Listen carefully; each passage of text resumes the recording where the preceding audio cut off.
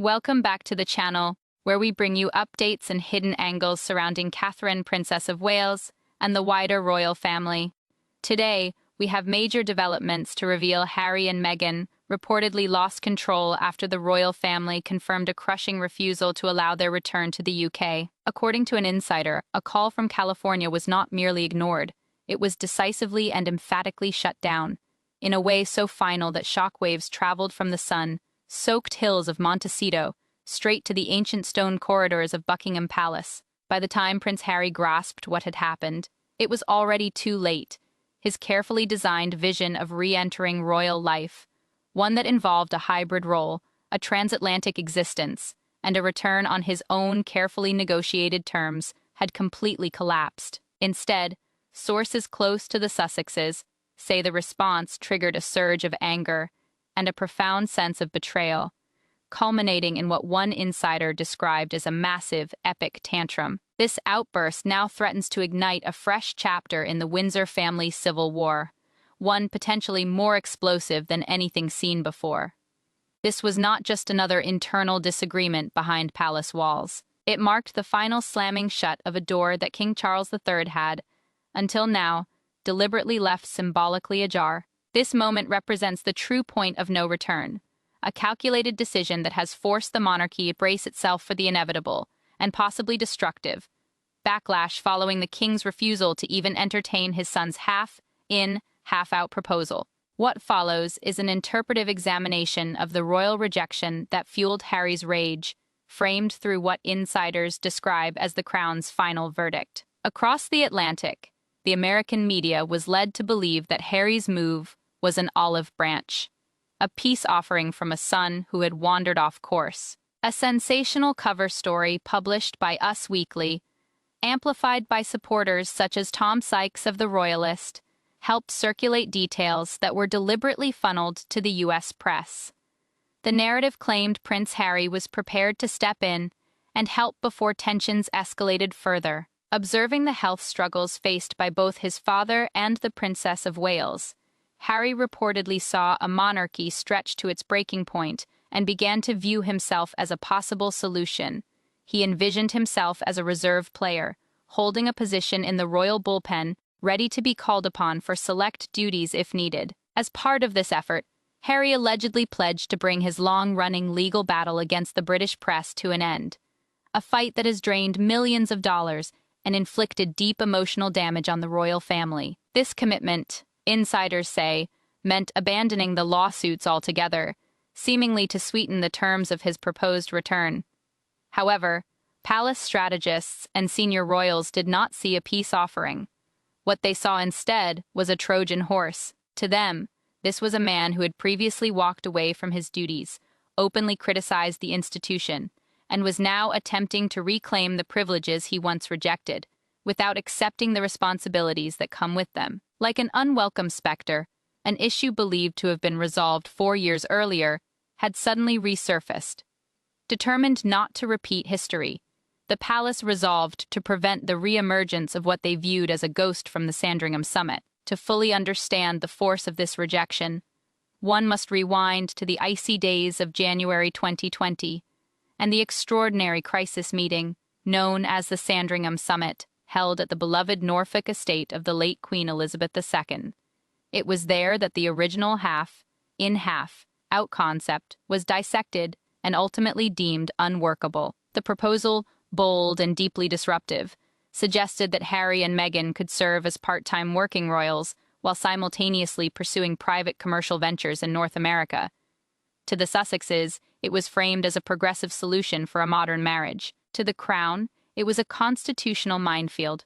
For generations, the British monarchy has relied on an unwritten but fundamental principle: royals serve, and in return, they do not profit from the positions they hold. In return for receiving funds through the sovereign grant, which finances their public duties, royals are expected to live lives of absolute service, free from politics or personal profit. At the time, the idea that a senior royal, then sixth in line to the throne, could perform official engagements while simultaneously signing multi-million-dollar contracts with companies like Netflix or Spotify presented an unavoidable conflict of interest. Constitutional experts warned that such an arrangement would invite accusations of paid access, where every handshake or charity visit could be viewed as a branding opportunity rather than genuine service.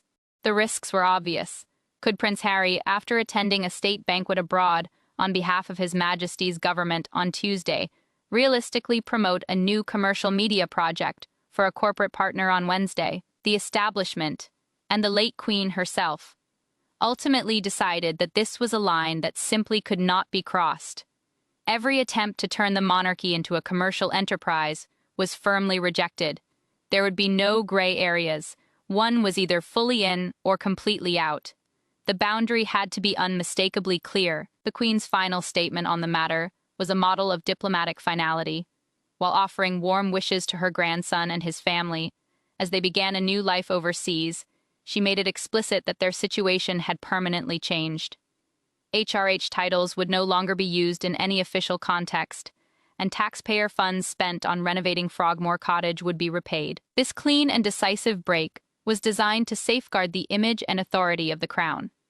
Within palace walls, Harry's current attempt to revive this previously dismissed model is seen not merely as unrealistic, but as a troubling failure to grasp the core principles of the institution he was born into. According to reports, someone close to the Prince of Wales reacted with deep concern at the mere suggestion, viewing it as an effort to undo a decision that was both painful and profoundly consequential. For Prince William, who has dedicated his life to preserving the traditional structure of the monarchy, the half-in, half-out concept is not just a practical complication. He views it as an existential danger to the crown's legitimacy, to the sacrifices made by their father, and to the authority of the king's word. At the center of this turmoil stands King Charles III himself, battling serious illness while simultaneously confronting the most perilous family crisis the modern monarchy has faced. His role is defined by an internal struggle,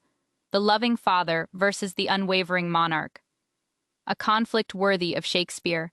Those close to the king have long said he retains deep affection for his youngest son and continues to feel the heartbreak of the family rift. On multiple occasions, he has extended personal olive branches and kept communication channels open where others have chosen not to. Yet the monarchy, as an institution, outweighs any single individual, even the king. His foremost duty is not to his son, but to the crown and the nation it represents. Royal historians argue this moment will shape the course of Charles's reign, proving that the stability of a 1,000-year-old institution must take precedence over personal emotion. By rejecting Harry's proposal, Charles is not merely dismissing a flawed idea. He is reaffirming the boundary established by his late mother and reinforcing the foundational values of duty and public service. The alternative, a customized arrangement, would invite demands for equal treatment from other royals and slowly dismantle the discipline that lies at the very heart of the monarchy. Such a move would require creating a unique exception for Harry, and in doing so, it would signal that the institution's values are negotiable when faced with public pressure or personal unease.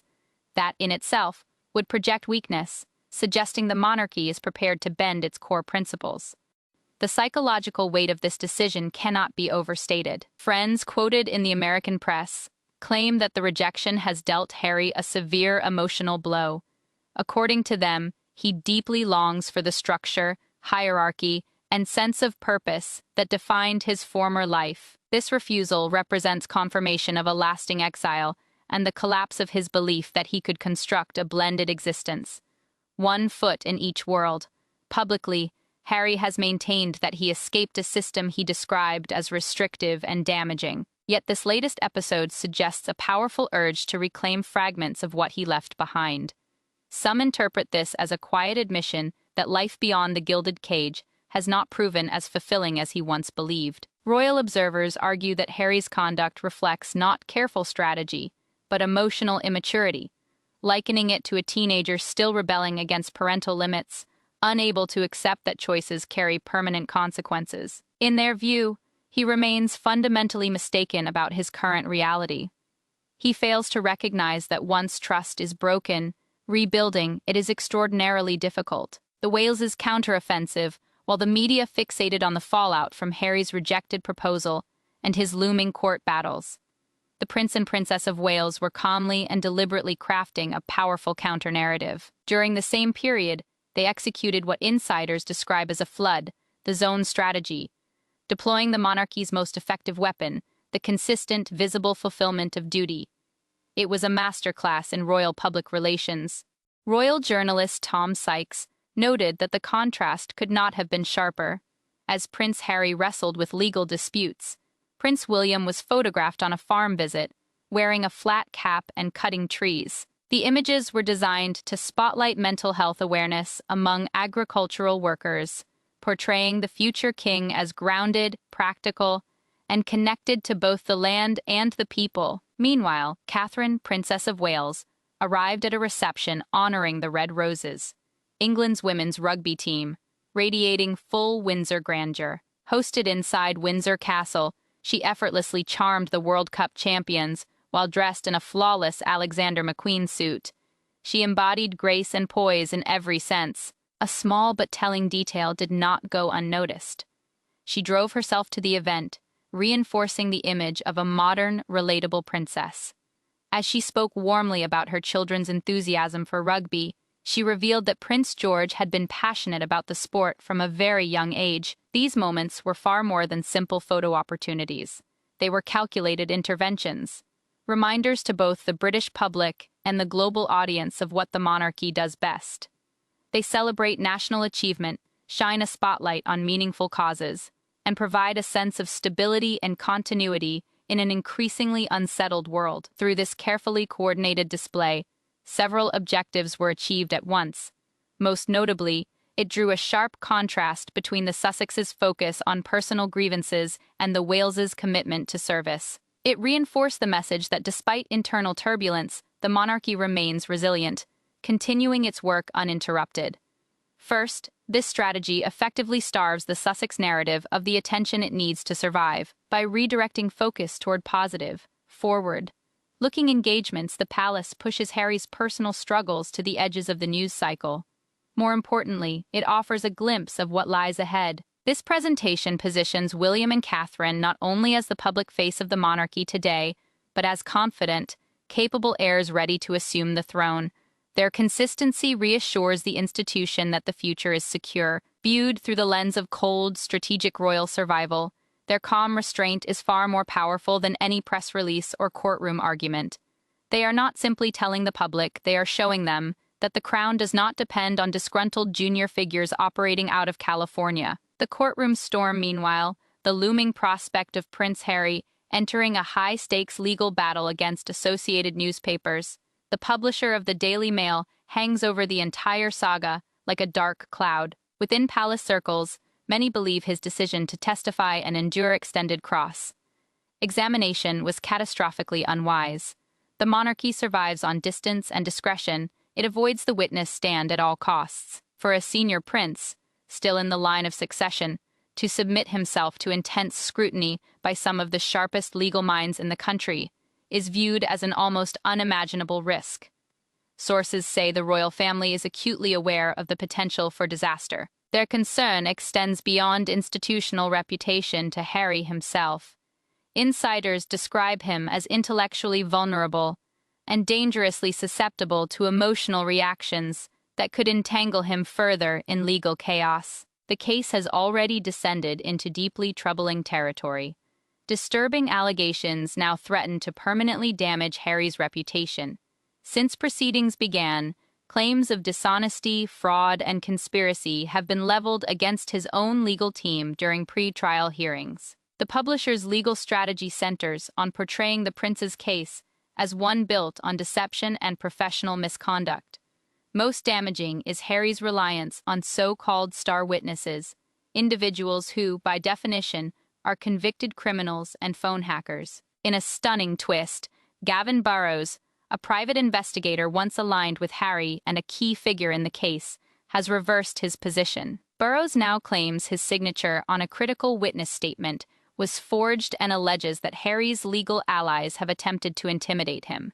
He says he has been threatened by supporters connected to the case. So serious are concerns about his safety that his legal team has requested permission for him to testify remotely from a confidential location. These allegations of intimidation are reportedly linked to the controversial media group Byline Times, which has previously been accused of collaborating with Prince Harry in campaigns against journalists. The convergence of convicted criminals, claims of witness tampering, and accusations of fraud against his own lawyers has dragged the prince into what one commentator described as a filthy legal swamp. This is not the noble crusade against media intrusion Harry has tried to present.